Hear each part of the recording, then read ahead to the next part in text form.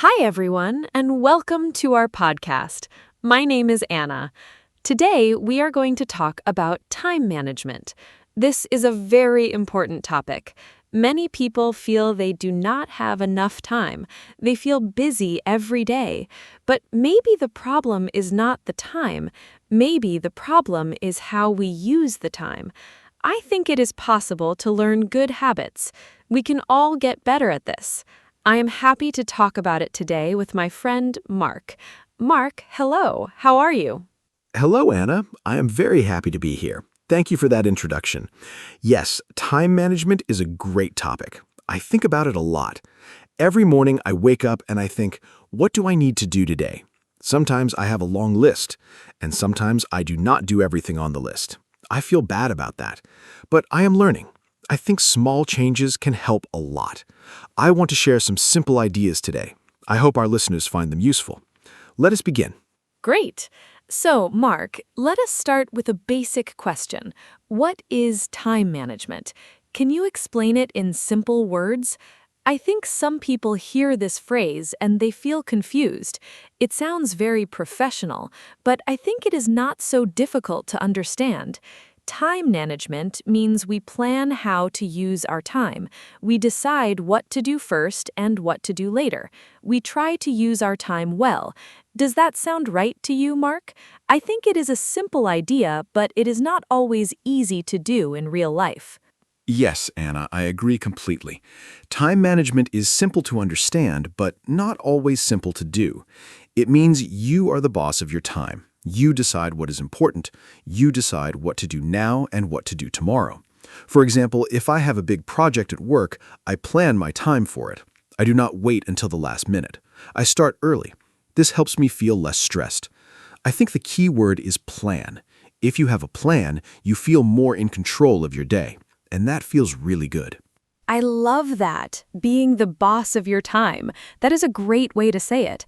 So, Mark, why do you think time management is important?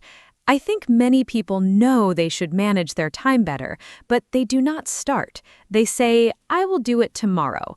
And then tomorrow comes and they say the same thing again. It's a cycle. I think we need a reason to change. For me, the reason is stress. When I do not manage my time, I feel very stressed, and stress is not good for health. What about you, Mark? Why is it important to you? That's a really good point, Anna. Stress is a big reason for me too. When I do not plan my time, everything feels urgent. I feel like I am always running. I never have time to rest. And then I feel tired and unhappy. But when I manage my time well, I finish my work and I still have free time. Free time is so important. I can read a book, go for a walk, or spend time with my family. Good time management gives you more life outside of work. It's not just about being productive, it's about being happy too. Yes, I totally agree. Happy and productive. Let's talk about some common problems now. I think one big problem is that people do not know where their time goes. Have you ever had a busy day and then thought, what did I actually do today? I have that feeling sometimes.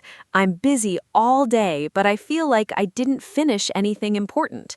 I think the first step is to look at how we spend our time. We need to see our habits. Sometimes we are surprised. We spend a lot of time on things that are not important. Do you agree, Mark? Oh, yes, absolutely. I did an exercise once. I wrote down everything I did for one whole day. Every hour, I wrote a short note. And at the end of the day, I looked at the list. I was surprised. I spent a lot of time checking my phone, maybe 2 or 3 hours total. That's a long time. And I didn't even feel like I was wasting time. It just happened little by little. So I think awareness is the first step. You need to know your habits before you can change them. Try this exercise. It's very eye-opening and helpful. That is a fantastic exercise, Mark, writing down your activities. I think many people will be surprised when they try it. Okay, so now we know the problem. We do not always use our time well. What can we do about it? Let's talk about some simple strategies. One thing I do is make a to-do list every morning. I write down 3 things I want to do that day. Only 3, not 20 things, just 3 important things. This helps me focus. I don't feel overwhelmed. And when I finish all 3, I feel great. It's a small habit, but it makes a big difference. 3 things. I like that idea, Anna. It's simple and realistic. I also make lists, but sometimes my list is too long. Then I feel stressed looking at it. So 3 things is a good limit. I also try to do the most important thing first in the morning. I call this eating the frog. It sounds strange, I know, but it means you do the hardest or most important task first, before email, before social media, before everything. Then the rest of the day feels easier. You already did the big thing. The other tasks seem smaller after that. Have you tried this, Anna? Eating the frog. I love that expression. Yes, I have heard it before, and I think it is true. When I do a hard task first, I feel so relieved. The whole day is better after that. But sometimes it is hard to start with the hard thing. Our brain does not like hard things. We want to do easy things first. It's natural. So we need to be a little strict with ourselves. Maybe we say, no email until I finish my first task, or no coffee until I start the big project. We use small rewards to help us. Does that work for you, Mark? Yes, rewards really help. I use them all the time. For example, I tell myself, after I write this report, I can have a cup of coffee and a short break. The coffee becomes my reward. It sounds small, but it really works for me. Our brain likes rewards. It makes work feel more like a game. You finish a task, you get a reward. It's a simple system. I think the key is to make the reward something you really enjoy. And the reward should come right after the task, not much later, immediately after. That way your brain connects the reward with finishing the task. Rewards and tasks. I love this idea. Now let us talk about something else. Distractions. I think this is one of the biggest problems today. We have so many distractions. Our phones, social media, messages, emails, they never stop. Every few minutes, something wants our attention, and each distraction breaks our focus. Then it takes time to focus again after a distraction. Studies say it can take more than 20 minutes to fully focus again after a distraction. That is a lot of lost time in one day. Mark, how do you deal with distractions? Do you have any tips? Distractions are really difficult. I think the phone is the biggest one for most people, including me. My solution is simple. I put my phone in another room when I need to work. If I can't see it, I don't think about it as much. I also turn off notifications. I don't need to know every time someone likes my photo or sends a message. I check my phone at specific times, for example, once in the morning and once in the afternoon. This way I stay informed, but I'm not checking it all the time. It was hard at first, but now I feel much better and more focused during work time. Okay, let us now talk about planning. I think planning is the heart of time management. If you have a good plan, you know what to do and when. You don't waste time deciding. You just follow the plan. I plan my week every Sunday evening. I sit down with a cup of tea and I look at the next week. I write important things in my calendar, appointments, meetings, deadlines. Then I also think about personal goals.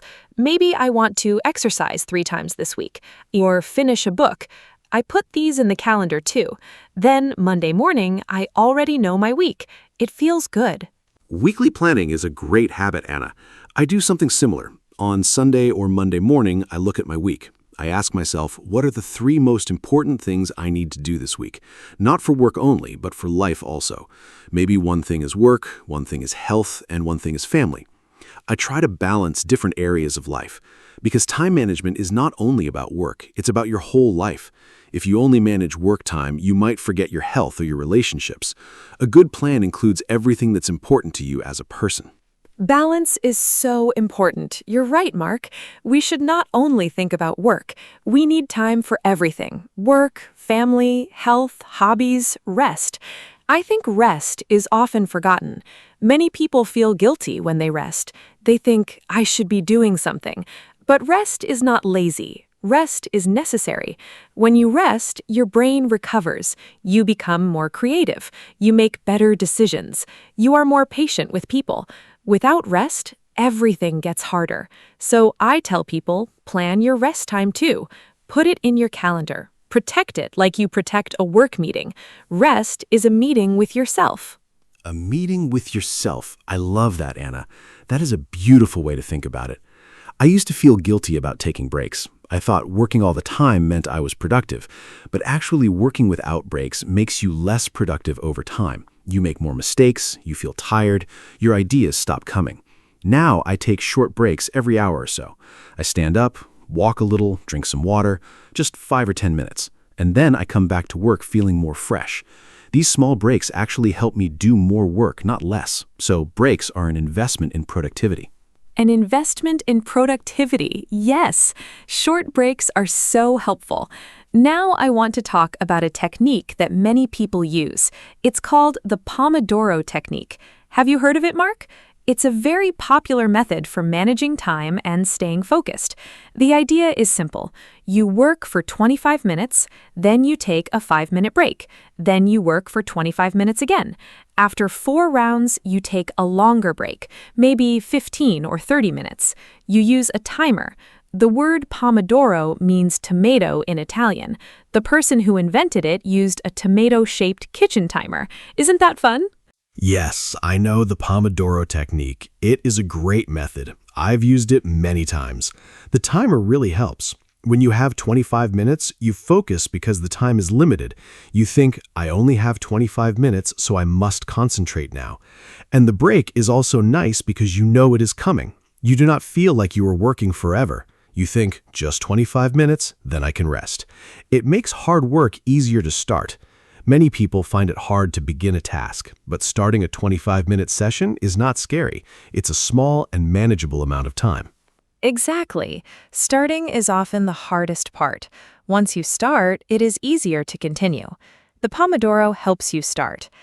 Okay, let us talk about something that I find very interesting, the idea of time blocks. This is when you plan your day in blocks of time. For example, from 9 to 11 is for deep work. 11 to 12 is for email and messages. After lunch, maybe meetings. Then in the afternoon, creative work. Each part of the day has a purpose. You do not mix everything together. This way, your brain knows what kind of thinking to do. It is more efficient. Does this sound useful, Mark? Do you use time blocks? Yes, time blocking is one of my favorite methods. I really recommend it. In the morning, my brain is fresh and I use that time for thinking and creating. I never schedule meetings in the morning if I can help it. Meetings take energy and time. I prefer mornings for my own work. Then in the afternoon, I do easier tasks like emails and calls. I match the task to my energy level. When I have high energy, I do hard things. When I have low energy, I do easy things. I think this is called working with your natural rhythm, and it makes a big difference in how much you can get done each day. Working with your natural rhythm. That is a great concept. Not everyone is the same. Some people work best in the morning. Other people work better at night. We are all different. I think it is important to know yourself. When do you feel most alert? When do you feel most creative? Plan your hard tasks for those times. Do easy tasks when you feel tired. This is a very personal approach to time management. There is no one perfect system for everyone. The best system is the one that works for you, so you need to experiment a little. Try different things and see what helps you personally. I completely agree. Knowing yourself is really important. I'm a morning person. I wake up early and feel great. By 8 o'clock in the evening, I'm tired and I cannot focus well. So I never try to do important work late at night. I know it will not be my best work. But my sister is totally different. She works best at midnight. She is very creative at night. We are all different. So I always say, do not copy someone else's schedule exactly. Take ideas, but adapt them to your own life and body. What works for your friend might not work for you at all. That's okay. Your sister sounds like me sometimes. I like working in the evening too. Okay, let us talk about something very common, the feeling of being overwhelmed. I think many people have this feeling. You look at your to-do list and it is very long. You have so many things to do, and you don't know where to start, so you feel stuck. You might even start to do nothing because everything feels too big. This is called being overwhelmed. Have you felt this way, Mark? I think most people have at some point. It's a very uncomfortable feeling, and it can stop you from doing anything at all. Oh, I know that feeling very well, Anna. It's terrible. You feel paralyzed. You can't move. I think the best thing to do when you feel overwhelmed is to stop and breathe first. Do not panic. Then take your big list and choose just one task. Just one. The most important or the most urgent one. Forget the rest for now. Focus only on that one task. Start it. When you finish it, choose another one. Take it step by step. The list will slowly get smaller, and each time you finish a task, you feel a little better. The feeling of progress is very powerful and motivating. One task at a time. Simple and powerful. I also want to talk about saying no. I think this is very important for time management. Many people say yes to everything. Someone asks for help, they say yes. Another meeting is added, they say yes. A new project arrives, they say yes. And soon, their calendar is completely full. There is no time for their own priorities. Learning to say no is a skill. It is not rude to say no, it is responsible. When you say no to one thing, you say yes to your own time and priorities. Mark, do you find it easy or difficult to say no? Honestly, saying no is very difficult for me. I'm a people pleaser. I like to help. I don't want to disappoint anyone. So I often say yes when I should say no. And then I'm stressed because I have too much to do. I'm slowly getting better at this. One thing that helps me is to pause before answering. When someone asks me something, I don't say yes immediately. I say, let me think about it and check my schedule. This gives me time to decide honestly. Sometimes I can help, sometimes I cannot, and that's okay. We can't do everything for everyone all the time. It's not possible. Pausing before answering is a wonderful strategy. I do that too now. It's okay to say, I will check and let you know. You don't have to answer immediately. Okay, let us talk about technology and time management. We already talked about phones and distractions, but technology can also help us manage time better. There are many apps and tools for this. Have you used any apps for time management, Mark?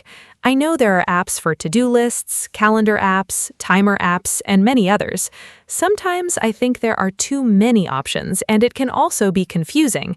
Do you use any specific apps that you like? Yes, I use a few apps. For my to-do list, I use a very simple app. I just write my tasks and check them off when I finish. The satisfying feeling of checking something off is real and motivating. I also use a calendar app for all my appointments and plans. I sync it with my phone and computer. For the Pomodoro technique, I use a simple timer app, nothing fancy. I think the key is not to use too many apps. Find one or two that work for you and stick with them. Changing apps all the time is also a way to waste time. The tool is not the solution. Your habits are the real solution. That is so true. The habit is more important than the tool. You can have the best app in the world, but if your habits are bad, the app will not save you. Okay, I want to ask you something personal, Mark. What was your biggest time management mistake? Something you did before that you do not do now? I will share mine too. I think it is helpful to learn from mistakes. We all make them. My biggest mistake was trying to do many things at the same time, what people call multitasking. I thought I was saving time, but actually I was doing everything poorly and slowly. What about you? Multitasking. Yes, that was my mistake too. I thought doing two things at once was efficient, but our brains cannot really multitask. We just switch quickly between tasks, and each switch costs time and mental energy. So we think we're saving time, but we're losing it. My other big mistake was not having a morning routine. I used to wake up and immediately check my phone, emails, news, social media, and then I felt stressed before I even had breakfast. Now I have a calm morning routine first. A little exercise, breakfast, some quiet time. Then I check my phone. My mornings are much better now. Wake up earlier, yes. Even 10 or 15 minutes can help a lot. Now I want to talk about something called deadlines. I think deadlines are very important in time management. A deadline is a date or time when something must be finished. Without a deadline, tasks can go on forever. We keep working on something without finishing it, or we keep postponing it.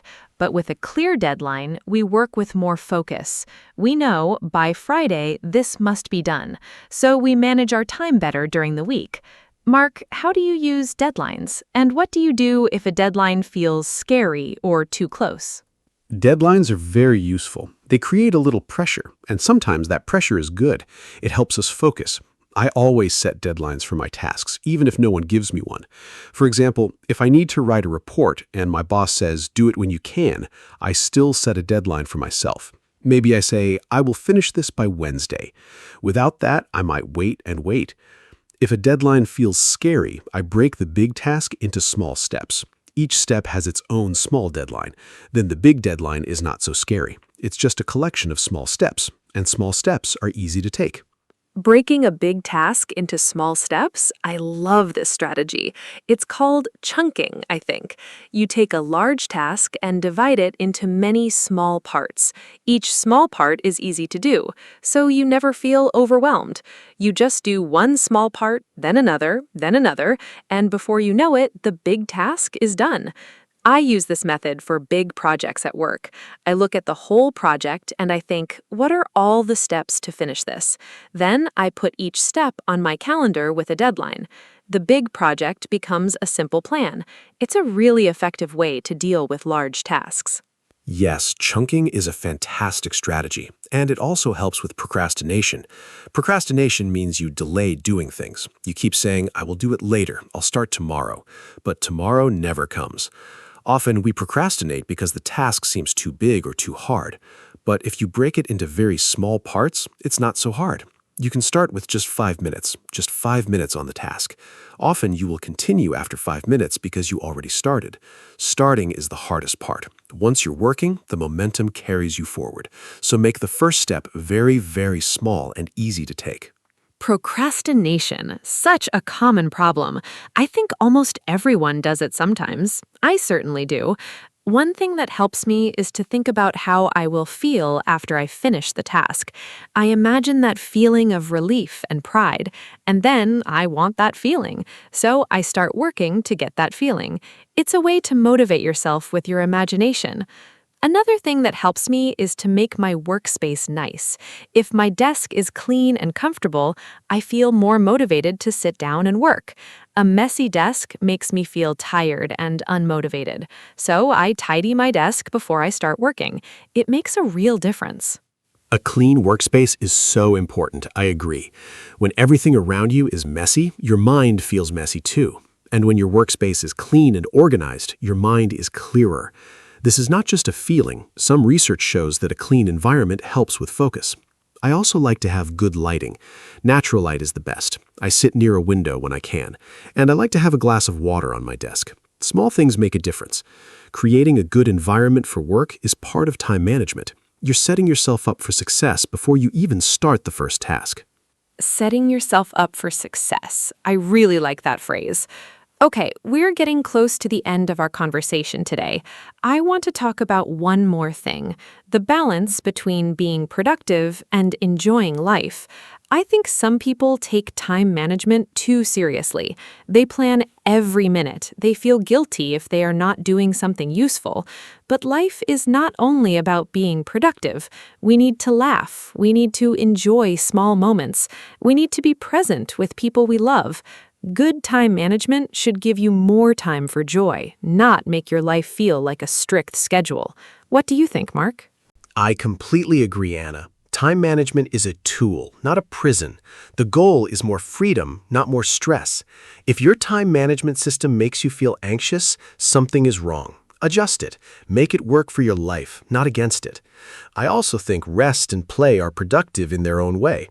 When you rest, you come back stronger. When you play, you get new ideas. When you spend time with loved ones, you feel happier and healthier. And happy, healthy people are more productive. So enjoying life is not a waste of time. It is actually one of the most important things you can do. Beautifully said, Mark. Time management is about living better, not just working more. Now, I would love to know, what is the one piece of advice you would give to a total beginner? Someone who wants to start managing their time better but does not know where to begin. There's so much information available, it can be confusing. If someone listens to this podcast and wants to change just one thing, what would you tell them? What is the most important first step? I have my answer ready, but I want to hear yours first. What is the single best advice you can give? My number one advice is this: start simple. Do not try to change everything at once. Just do one thing. My suggestion is to write 3 important tasks every morning before you start your day. Just 3, not 20, not 10, 3. Do those 3 things first before you get distracted. At the end of the day, look at your list. Did you do all 3? If yes, wonderful. If not, that's okay. Try again tomorrow. Do this every day for 1 month. It will become a habit. And from this one small habit, other good habits will grow naturally. Simple is always better when you are starting something new. I love your advice, Mark. 3 tasks per morning, simple and powerful. My advice is very similar. I would tell a beginner to just start. Do not wait for the perfect system or the perfect moment. Start now with something very small. Maybe just write a to-do list today. Maybe just turn off notifications for 1 hour. Pick one small thing and try it today. Progress, not perfection. Even a tiny change is better than no change. And celebrate your small wins. If you finish your 3 tasks today, feel proud. Tell yourself, I did well today. Positive feelings help you continue. Be kind to yourself on this journey. Yes, be kind to yourself. That is so important. We sometimes talk to ourselves very harshly. We say, I am lazy, I have no discipline, I never finish anything. These thoughts are not helpful. They make us feel bad and unmotivated. Instead, try to be your own coach, not your own critic. Say, okay, today was not perfect, but I did something. Tomorrow I will try again. Progress is not always a straight line. Some days are better than others. That is normal and human. The key is to keep going, to try again. Each small step forward counts, and over time, small steps add up to big changes in your life. Be your own coach, not your own critic. What a beautiful message. I think that's a perfect way to end our conversation today. We talked about so many things: what time management is, why it is important, common problems like distractions and procrastination, useful strategies like to-do lists, time blocks, morning routines, and the Pomodoro technique. We talked about saying no, deadlines, and the importance of rest and balance. I hope our listeners found all of this helpful. Remember, you do not need to do everything at once. Just start with one small step. Mark, any final words before we say goodbye today? Just a few final words. Thank you, Anna, for this wonderful conversation. It was so enjoyable, and I learned things too, even from talking about what I already know. I want to say to everyone listening, your time is valuable. It is the most precious thing you have. You cannot get it back, so use it with care and intention. Plan your days. Focus on what matters to you. Rest and enjoy life. Manage your time so that you can live a life you are happy with. Start small, be consistent, and be patient. You can do this. Thank you for listening to our podcast today. We hope to see you again very soon. Thank you so much, Mark, and thank you to everyone who listened today. We hope this conversation gave you some good ideas and maybe some inspiration to start making changes. Time management is a journey. It's not something you perfect in one day. It takes practice and patience, but every step you take is worth it. Your future self will thank you. If you enjoyed this podcast, please share it with a friend. Maybe someone you know needs these ideas too. Take care of your time and take care of yourselves. Goodbye for now, and see you in the next episode of our podcast. Bye-bye.